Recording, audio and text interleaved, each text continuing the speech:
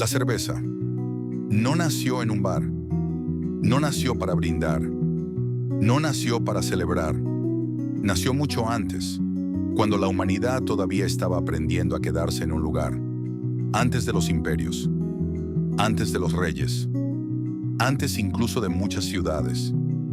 En algún punto del pasado, alguien dejó grano húmedo almacenado demasiado tiempo, y ese grano cambió. Primero se volvió más dulce, después comenzó a burbujear, y luego produjo algo inesperado, un líquido espeso, con energía, con efecto, más estable que el agua, más duradero que los alimentos frescos. Nadie sabía qué era la levadura, nadie entendía la fermentación, pero sí entendieron algo esencial. Ese accidente podía repetirse, y lo que se puede repetir se convierte en sistema. La cerveza no comenzó como ocio, comenzó como transformación, y esa transformación terminó ayudando a sostener las primeras ciudades del mundo. La cerveza comienza con algo simple, un grano, pero dentro de ese grano ocurre algo extraordinario.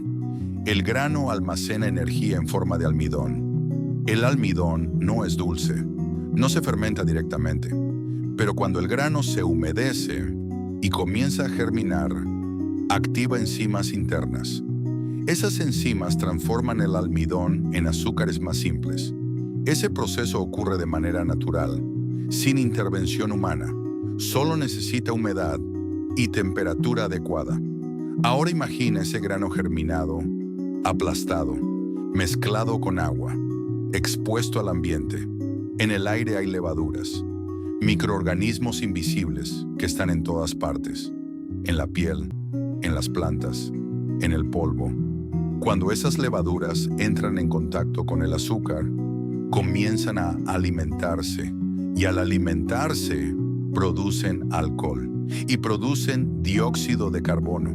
Eso es fermentación, pero en la antigüedad nadie conocía esa palabra. No sabían que había organismos microscópicos trabajando. Lo que sí veían eran burbujas.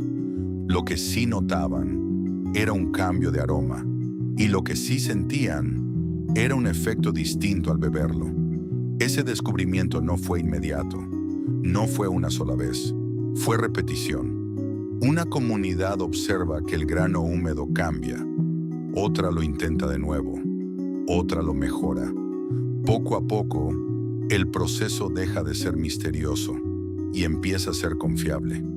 Cuando algo se vuelve confiable, se puede integrar en la vida diaria. La fermentación no fue comprendida, pero fue dominada empíricamente, y eso es una forma temprana de tecnología.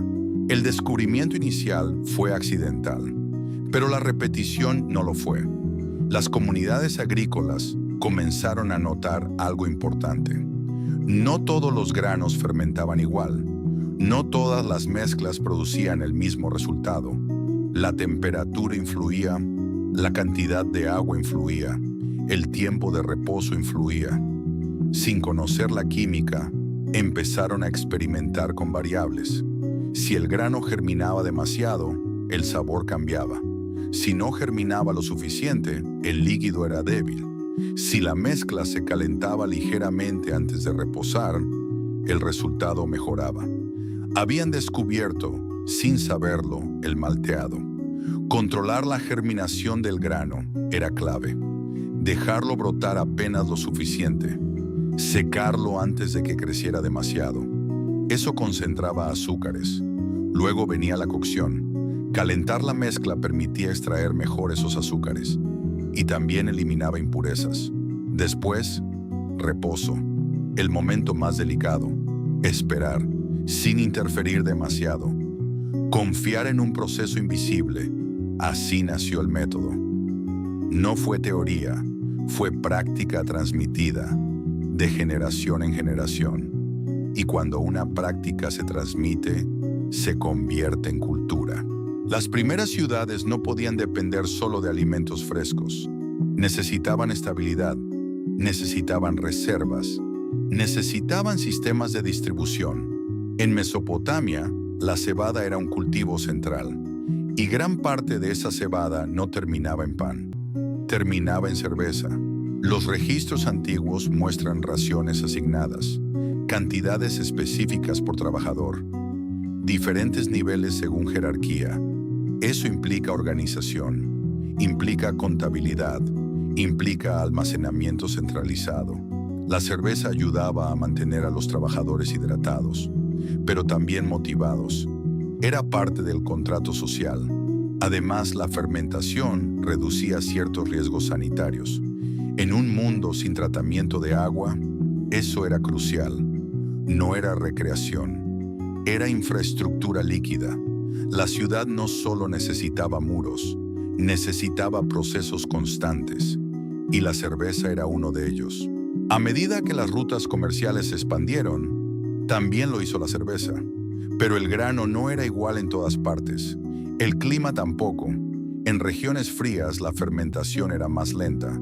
En regiones cálidas, más rápida e impredecible. Eso llevó a innovaciones. En Europa Central, el uso del lúpulo cambió el perfil de la bebida, no solo por sabor, sino por conservación. El lúpulo actuaba como estabilizador natural. En otras regiones, se usaron hierbas locales. Cada sociedad integró ingredientes disponibles. La cerveza dejó de ser solo técnica. Se convirtió en identidad regional, en tradición, en orgullo local. Y con la identidad viene diferenciación. Cuando un producto es masivo, se vuelve político. Los gobiernos comenzaron a regular la producción, a imponer impuestos, a controlar calidad. Las tabernas no eran solo lugares de bebida, eran centros de información, de intercambio comercial, de organización social. La cerveza generaba flujo constante de dinero, y el dinero sostenía estructuras. En muchas ciudades europeas medievales, los ingresos por cerveza representaban una parte significativa de la economía urbana. Controlar la producción significaba controlar recursos fiscales. Eso elevó su importancia estratégica. Ya no era solo una bebida, era un activo. Durante miles de años, los cerveceros trabajaron por experiencia. Sabían qué hacer, pero no sabían por qué funcionaba. Dependían del clima, dependían del ambiente, dependían de la suerte. Si una tanda salía mal, no siempre sabían que había fallado. En el siglo XIX, eso cambió. La microbiología empezó a desarrollarse. Los científicos comenzaron a estudiar lo invisible.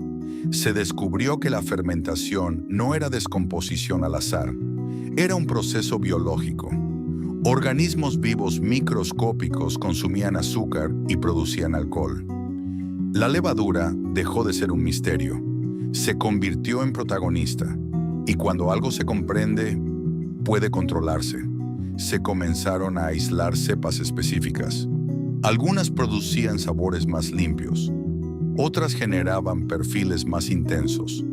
Se aprendió a seleccionar levaduras, a reproducirlas, a almacenarlas. La temperatura empezó a medirse con precisión. La contaminación empezó a evitarse. La producción dejó de depender del azar ambiental. Se volvió ciencia aplicada. Eso permitió consistencia, y la consistencia permitió expansión. La cerveza ya no era solo tradición, era proceso controlado. Y cuando un proceso se controla, puede escalar.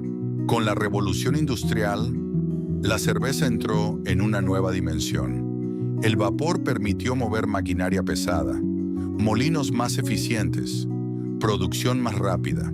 La refrigeración artificial cambió por completo el calendario. Antes, muchas cervezas solo podían elaborarse en ciertos meses fríos. Ahora podían producirse todo el año. La estabilidad aumentó. La oferta creció. El ferrocarril conectó ciudades.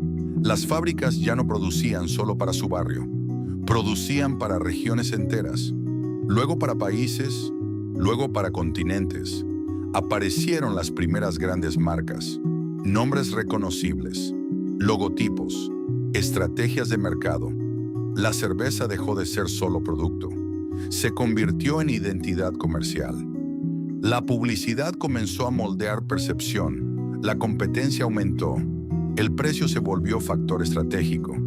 La estandarización permitió millones de litros idénticos. La industria cervecera se transformó en uno de los sectores más fuertes del mercado alimentario. Lo que comenzó como fermentación local, terminó como fenómeno global. En el siglo XX, la producción masiva dominó el mercado. Las recetas se simplificaron, los sabores se uniformaron, la eficiencia era prioridad. Pero a finales del siglo XX, algo cambió. Consumidores comenzaron a buscar variedad, autenticidad, historia. Así nació el movimiento artesanal moderno. Pequeñas cervecerías comenzaron a experimentar, recuperaron técnicas antiguas, exploraron ingredientes olvidados, apostaron por diferenciación. Al mismo tiempo, la tecnología avanzó. Control digital de fermentación, sensores de temperatura en tiempo real, optimización energética, reducción de desperdicio, incluso investigación en levaduras modificadas. Hoy, la cerveza vive en dos mundos paralelos: el industrial, optimizado para volumen, y el artesanal, optimizado para identidad. Ambos dependen del mismo principio ancestral: fermentar, esperar, transformar. El futuro no está en abandonar la tradición, está en perfeccionarla, en hacerla más sostenible, más eficiente, más consciente del impacto ambiental. La cerveza ya no es solo historia, es laboratorio, es innovación continua. Y mientras la humanidad siga explorando la biología, seguirá expandiendo los límites de la fermentación. La cerveza no es solo una bebida, es una demostración temprana de algo profundo. La humanidad aprendió a trabajar con procesos que no podía ver. Aprendió a confiar en lo microscópico.